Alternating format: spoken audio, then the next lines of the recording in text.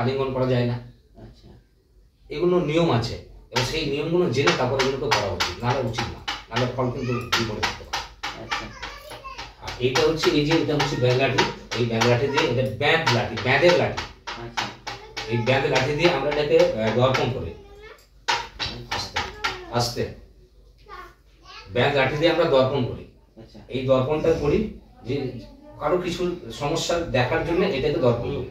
এখানে প্রত্যেকটা দেব দেবীর নামে এখানে সিঁদুর অঙ্কন করা আছে আমার। আমি যারা আমার আরাধ্য দেবতা বা আরাধ্য দেবী তাদের এই শিরাটা যেটা এরকম ওপর নিচু হয়ে আছে, এই শিরাটাকে যতক্ষণ না এরকম সোজা করবে ততক্ষণ তোমার কোমর ব্যথা যাবে না। তোমার মানুষের কেউ ক্ষতি করেনি, এটা তোমার খেঁচকা লেগেছে, বুঝেছো? এটা খেঁচকা লাগা থেকে তোমার হয়েছে। অর্থাৎ তুমি ডাক্তার কি বলছে, ডাক্তারকে একটু বলো যে